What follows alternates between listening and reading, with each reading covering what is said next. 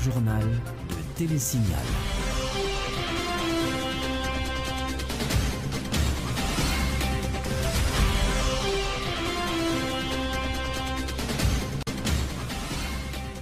Bien le bonsoir à tous, très heureux de vous rejoindre pour ce journal. Au sommaire de cette édition, affaire casque bleu, tué par balle à Rouanaminthe hier lundi. La représentante spéciale du secrétaire général des Nations Unies en Haïti condamne fermement et exige des autorités haïtiennes une enquête approfondie.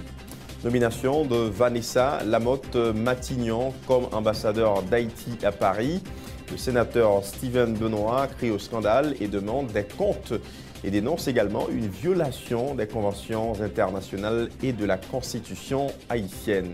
La Commission nationale de la lutte contre la drogue a un nouveau coordonnateur national, Pierre Stanislas Cantave-Neptune, a été installé ce mardi, un remplacement de David Basile. Le nouveau patron de la CONAL s'engage à lutter de manière efficace contre le narcotrafic dans le pays.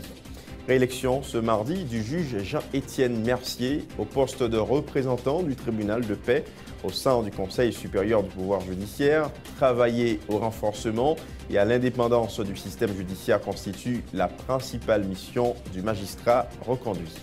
À l'étranger, mesdames, messieurs, le sénateur de la Floride, âgé de 43 ans, Marco Rubio, c'est le troisième républicain qui a annoncé sa candidature à la présidentielle de 2016 aux États-Unis, alors que Hillary Clinton est la seule représentante pour le Parti démocrate.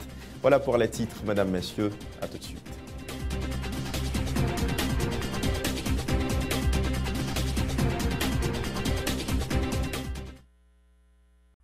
Bonjour, je suis Daniel, je vis aux Caraïbes. Malheureusement, quand il s'agit de shopping, je suis toujours à court de choix.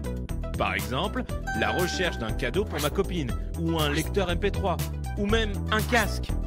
Grâce à eShopper Express, je peux maintenant faire mes courses en ligne. Les expéditions internationales de magasins en ligne étant si chères et souvent non disponibles, eShopper Express donne l'opportunité à ceux vivant hors des États-Unis de faire des emplettes comme s'ils y étaient. Il suffit d'aller sur le site www.eshopperexpress.com, ouvrir un compte gratuit et voilà, vous recevrez votre propre adresse aux États-Unis. N'oubliez pas d'utiliser votre adresse aux États-Unis pour tous vos achats en ligne. eShopper Express vous informera dès l'arrivée de vos colis chez eux par courrier électronique. Une fois votre colis arrivé, vous aurez la possibilité de demander l'acheminement immédiat chez vous ou à votre bureau, ou de mettre vos paquets en attente si vous en attendez d'autres. Vous pouvez alors demander la consolidation de vos paquets en un seul envoi. La consolidation peut vous faire économiser jusqu'à 50% sur les frais d'expédition internationaux. Incroyable! eShopper Express livrera vos colis à votre porte en quelques jours. Pas de soucis, pas de risque, pas de maux de tête. Pour plus d'informations, accédez à www.eshopperexpress.com.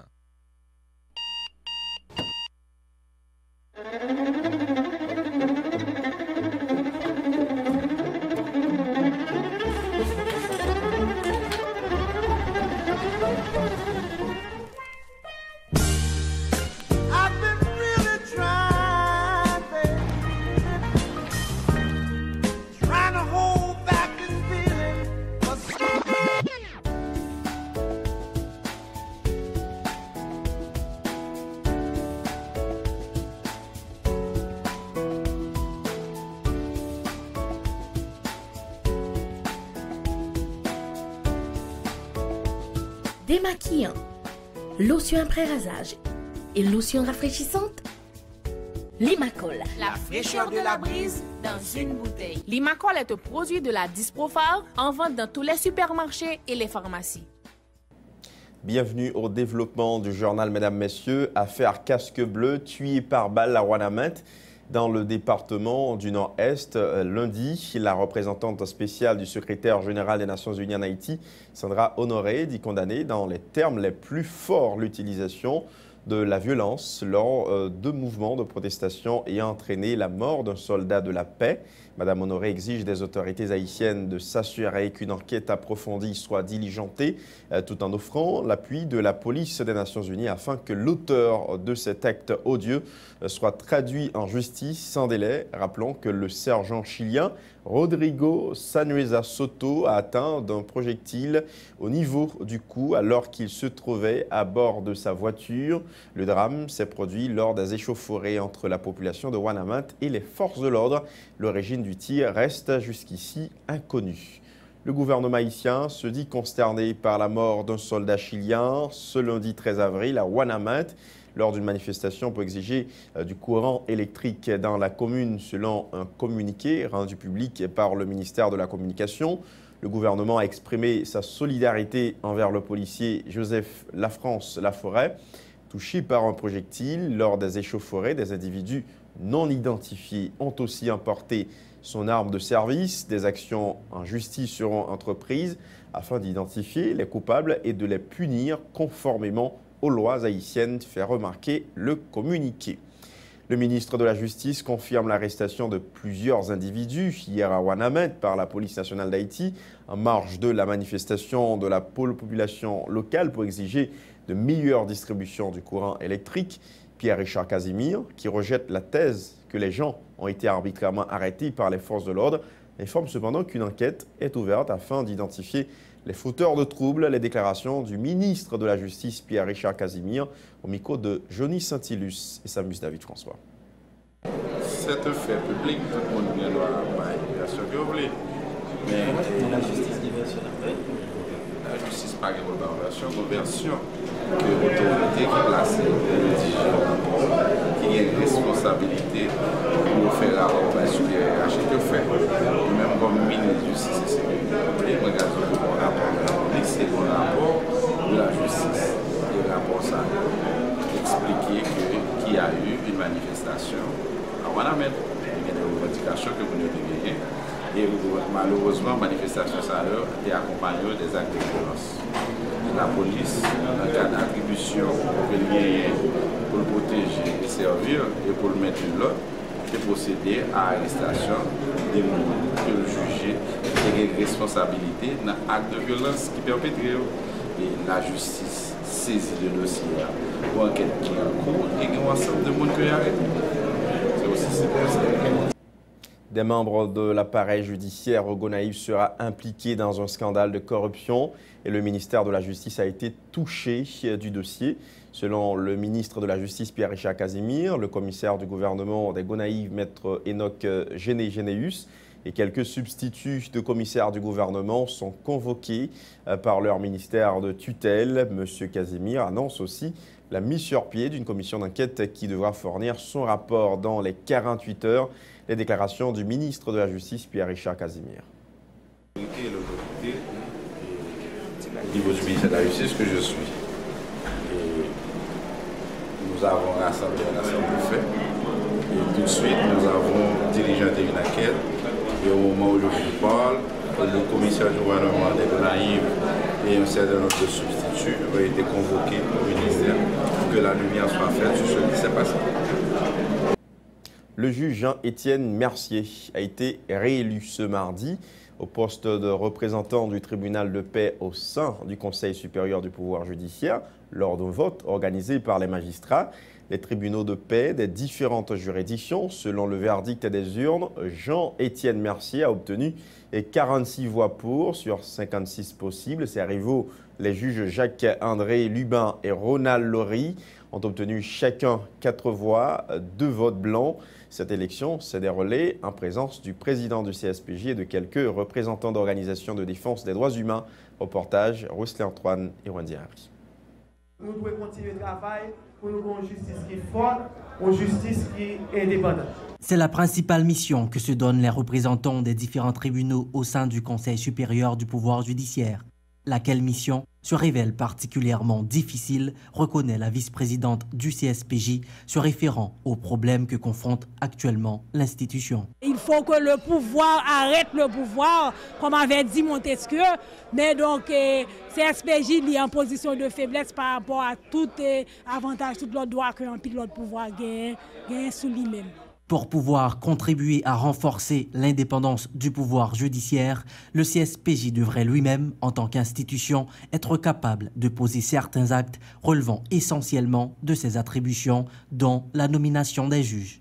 Comme faiblesse, CSPJ, en tant que pouvoir, c'est dans le que son pouvoir qu'on va nommer, parce que il n'a pas droit pour le nommer, même il n'est que bail à vie.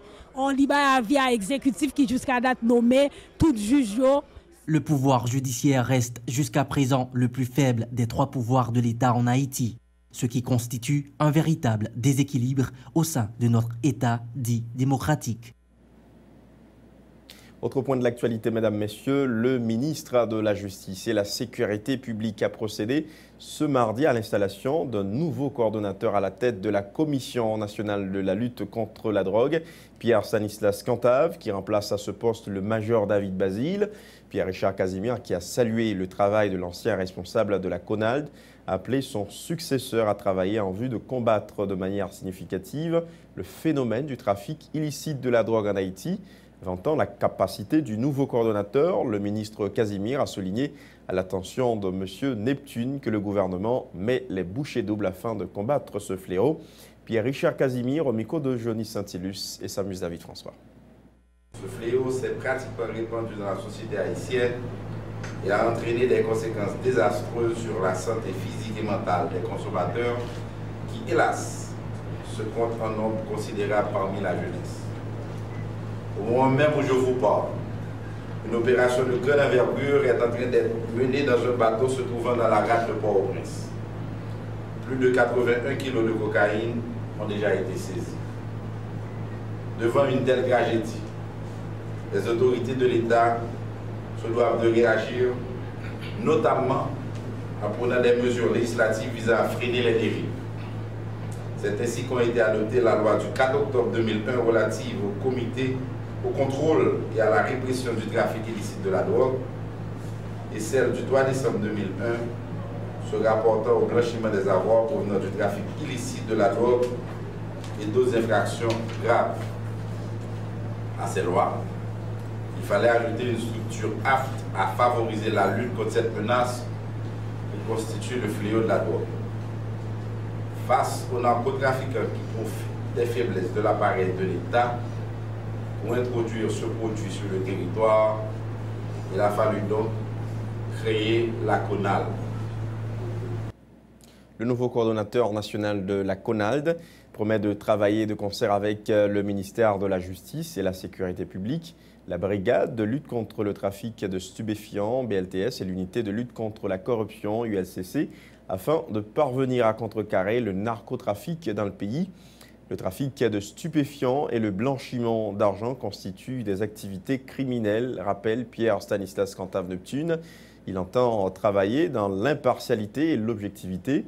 Pierre Stanislas Cantave Neptune au micro de Johnny Saint-Ilus et Samus David François.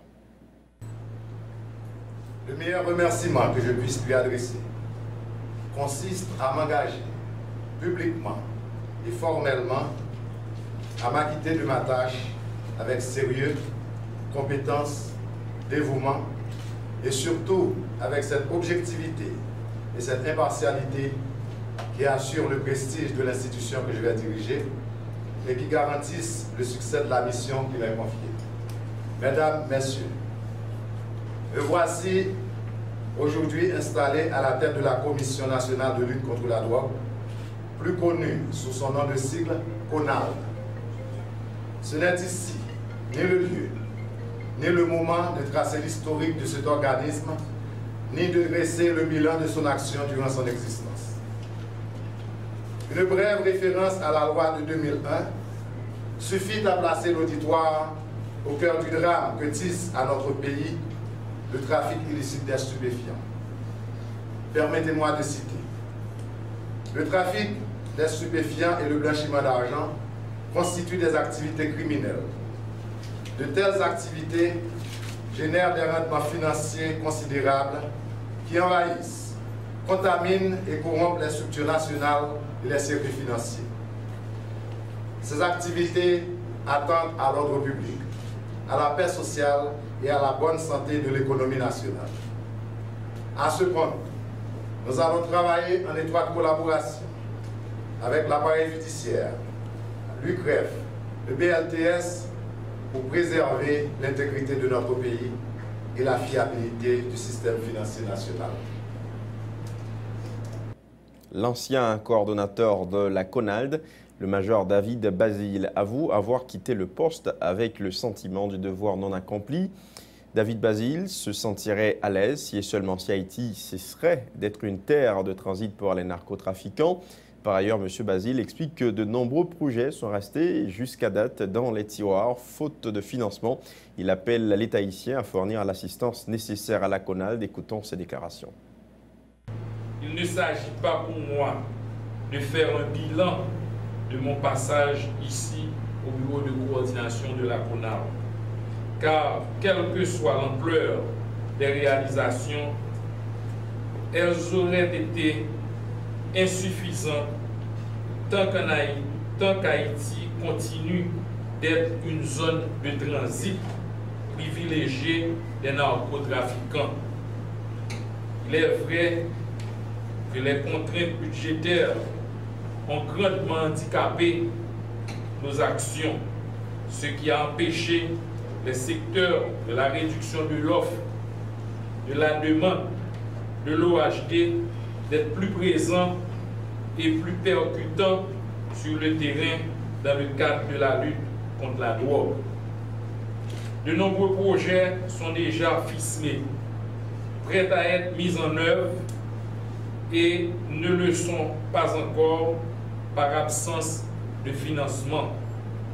J'en appelle au pouvoir public pour un meilleur encadrement de la CONALD. La faillite de cette institution impactera très négativement sur la société dans son ensemble, comme nous ne cessons de le répéter. Il n'y a pas d'alternative à la lutte contre l'abus de drogue. Comme annoncé en titre, le sénateur Steven Benoît demande des comptes sur la nomination de Vanessa Lamotte-Matignon comme ambassadeur d'Haïti à Paris. Selon le parlementaire, Mme Matignon a la nationalité française et n'a jamais vécu en Haïti depuis plus de 20 ans. Elle a été désapprouvée à maintes reprises par le Sénat haïtien à raison de sa citoyenneté française. Steven Benoît a en ce sens écrit au président du Sénat pour protester contre cette nomination considérée comme une violation des conventions internationales et de la Constitution haïtienne. Écoutons les explications du sénateur Steven Benoît au micro de Ronald Desormes et Yvon Seyid. Nous-mêmes, au Sénat de la République, depuis 2 ans, nous dit Mme Matignon disqualifiée pour l'ambassadeur d'Haïti à Paris parce que c'est une Française liée. Elle prend la nationalité française depuis l'année 86. Elle est membre barreau de Paris. Pendant que le cap servi pays en pile l'autre côté. Mais, mes amis, ou pas qu'à prendre une Française pour nommer l'ambassadeur d'Haïti à Paris. Et nous-mêmes, au niveau du Sénat de la République, nous avons rejeté le rapport commission sénateur Lambert de remettre nous et nous avons dit, madame n'est pas éligible. Donc je dis ça avec beaucoup de peine, nous, mais sans surprise, que nous avons constaté que le président Martelly, encore une fois, a continué à violer la constitution pays et continué à provoquer la société haïtienne. Donc, mercredi, le président Richer, une lettre, je dis, m'expliquer ça, me balle copie moniteur. Et nous demandons au sénateur Richer pour lui demander au gouvernement une demande d'explication. Parce que nous, le président signé, nous, le premier ministre Evans Paul signé, et nous, il dit, c'est sur rapport favorable du ministre des Affaires étrangères du Diboutus, mais nous, ce n'est pas du Diboutus qui signe, il y a un monde qui signe pour. Et là, nous avons un monde pour l'émission, vient expliquer qui est-ce qui signe pour du Diboutus. Parce que du Diboutus était encore ministre, et c'est l'idée de mission le 31 mars. Nous sommes qui signé dans le Palais national le 19 mars. Donc nous dit, c'est une violation flagrante de constitution de loi pays que Madame ça a nommé. Parlons santé à présent. Le sénateur Wessner Polycarpe se dit interpellé par la flambée de l'épidémie du choléra constatée dans plusieurs régions du pays ces derniers temps.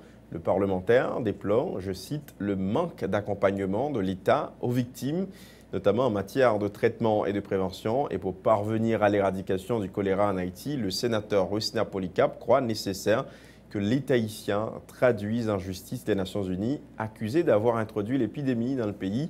Les déclarations du sénateur Wessner Polycarpe. Moi-même, comme médecin, parce qu'il est extrêmement important pour moi tirer sur le lame par rapport avec choléra cap Vallée Terrain.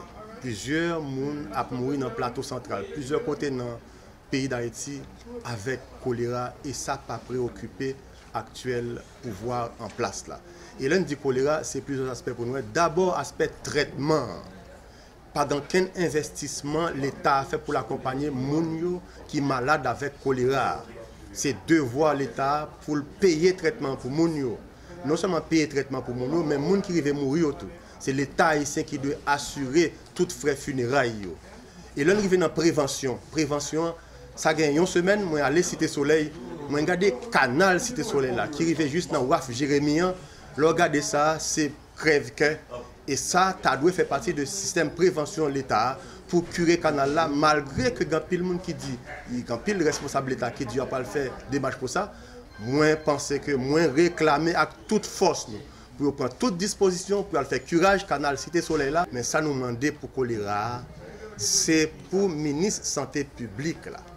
L'État haïtien relève Nations Unies dans le tribunal pour dédommagement victime. C'est ça nous ne pouvons jamais suspendre, réclamer.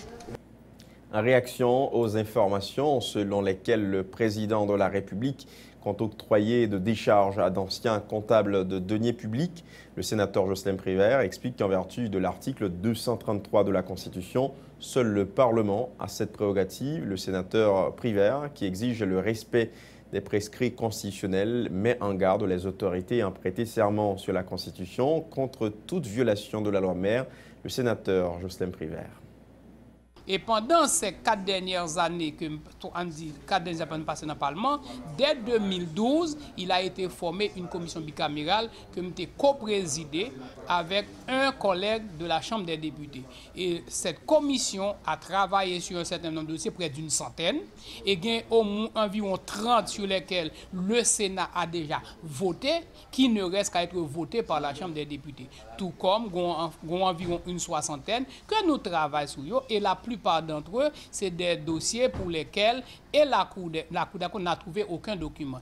Aucun document par exemple du fait que le tremblement de terre a détruit le bâtiment du Parlement, il a détruit le bâtiment de la Cour des comptes, il a détruit le palais des ministères. Donc par conséquent, il y a un ensemble de dossiers qui perdus 12 janvier. Et par rapport à ces dossiers, la Cour des comptes a émis un certificat de carence et ces certificats de carence ont été transmis au Parlement et que la commission a analysé et fait des recommandations quant à la décision à être prise par les deux assemblées par rapport à cette décharge. Je pense qu'il s'agit du président de la République et du Parlement et d'autres institutions, je voulais parler du Conseil électoral et même de la Cour des comptes, ce sont des entités qui ont prêté serment de respecter la Constitution. Et il n'est prévu nulle part dans les attributions de ces institutions, à l'exception de la Cour des comptes qui octroie des charges à certaines catégories de fonctionnaires, mais la décharge est une responsabilité du Parlement. À l'occasion de la journée du 14 avril, date marquant le 13e anniversaire du coup d'État au Venezuela contre le feu président Hugo Chavez, l'ambassadeur vénézuélien accrédité en Haïti, Pedro Antonio Canino González, a sévèrement critiqué le décret pris par le président américain Barack Obama le 9 mars 2015, considérant le Venezuela comme une menace politique pour la sécurité des États-Unis. Selon le diplomate vénézuélien, la position du gouvernement américain concernant la République bolivarienne a pour objectif de déstabiliser le programme Petro-Caribé. M. González dit souhaiter que le président Obama fasse retrait de ce décret qui menace la souveraineté du Venezuela. Les propos de l'ambassadeur Pedro Antonio Canino González au micro de Ludmilla Marc et Jasmine Denis. Ojalá el presidente Obama Nous avons souhaité le président Obama, un président qui a un maré avec l'Afrique, et on a recevoir le prix Nobel de la paix.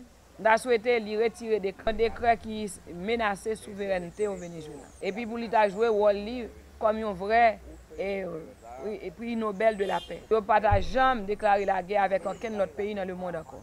Nous avons souhaité pour prendre conscience. Déjà le monde entier te dit qu'il n'est pas d'accord avec des décrets ça, il prend contre la République bolivarienne Venezuela. Contra la República Bolivariana de Venezuela. Autre information, mesdames, messieurs, une cérémonie d'hommage ce mardi au Palais national aux acteurs ayant contribué à sauver des vies au moment du drame survenu lors du deuxième Jogra, soit dans la nuit du 16 au 17 février dernier. Parmi les personnes honorées, la première dame Sophia Saint-Rémy-Martelly, la ministre de la Santé publique Florence Duperval-Guillaume, les responsables du centre ambulancier national, le chef de l'État a salué le courage et la détermination de chaque acteur qui ont permis de voir Haïti d'une autre manière. Michel Martelly au micro de Jasmin Denis.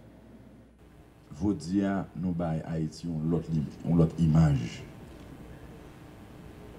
Vous dire, nous montrer que nous avons l'État qui a réfléchi et qui est au service de la population.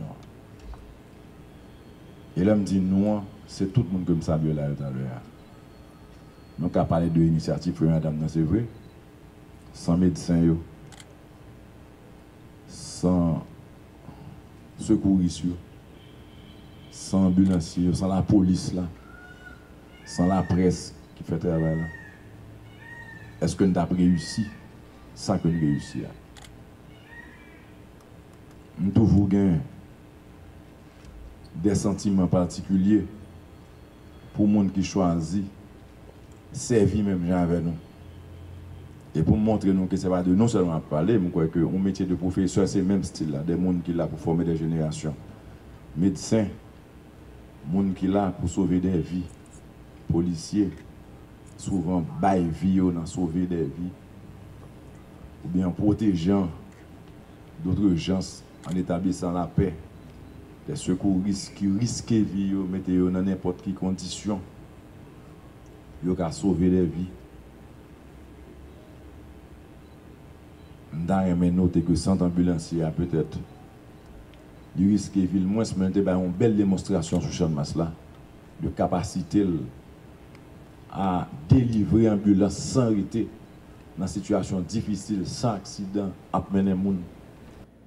Il faut dire que cette cérémonie d'hommage est intervenue à environ un mois du drame ayant coûté la vie à 17 personnes selon des chiffres fournis par le gouvernement. L'accident, rappelons-le, s'était produit lors de la deuxième journée des festivités carnavalesques à Port-au-Prince en février dernier. Coup d'œil à l'étranger à présent, le sénateur de la Floride âgé de 43 ans, Marco Rubio, c'est le troisième républicain qui a annoncé sa candidature à la présidentielle de 2016 aux États-Unis. Alors que Hillary Clinton est la seule représentante pour le Parti démocrate, il a fait cette annonce à la Freedom Tower de Miami, là où les réfugiés fuyant la révolution castriste dans les années 60. Il faut rappeler que le nouveau candidat est l'un des pionniers de la réforme de l'immigration qui a permis de régulariser plusieurs millions de clandestins. Les confrères d'Euronews nous en disent plus. Un fils d'exilé cubain en lice pour l'investiture républicaine en vue de la présidentielle américaine. Le sénateur de Floride a choisi la Freedom Tower de Miami pour annoncer sa candidature, un site où étaient recensés les réfugiés fuyant la révolution castriste dans les années 60. J'ai choisi d'annoncer ma candidature ici parce que c'est un véritable symbole de l'identité de notre nation, une terre d'opportunités, dit-il. Je suis persuadé que malgré nos problèmes, nous avons la possibilité de faire de notre époque un nouveau siècle américain.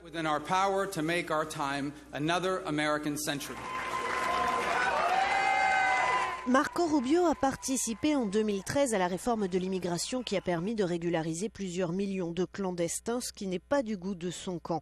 Mais il a révisé récemment sa position. Cet homme de 43 ans est le troisième républicain à déclarer sa candidature pour l'investiture. Côté démocrate, seul Hillary Clinton est pour l'heure en lice. Eric Harris, un Afro-Américain âgé de 44 ans, est une nouvelle victime de bavure policière mortelle aux États-Unis contre les Noirs. L'incident qui a été produit le 2 avril dernier à Tulsa, en Oklahoma, est devenu public grâce à une caméra cachée d'un policier. La victime tentait de vendre des armes.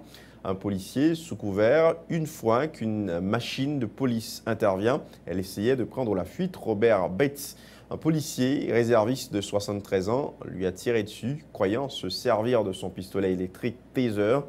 Sa peine varie entre 2 à 4 ans d'emprisonnement. Un reportage de Rognons. Aux États-Unis, cet homme, Eric Harris, un Afro-Américain de 44 ans, a été victime d'une bavure policière mortelle. Cela s'est passé le 2 avril dernier à Tulsa, en Oklahoma. La scène a été filmée par un policier équipé d'une caméra cachée. La vidéo a été publiée ce samedi.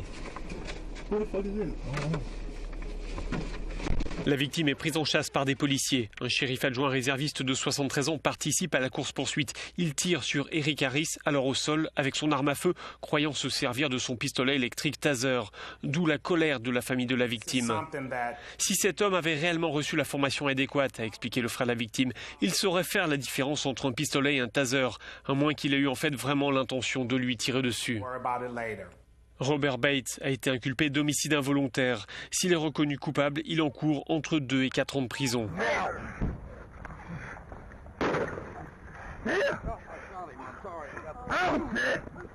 Monsieur Harris était en fuite, a précisé ce policier. Il n'a pas obéi aux ordres. Et même quand il s'est fait intercepter, il a continué à se débattre. Le shérif adjoint s'est approché. Il a voulu utiliser une arme moins létale. Par inadvertance, il s'est servi de son pistolet.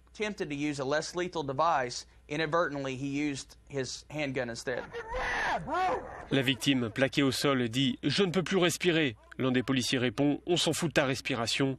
La victime est décédée à l'hôpital.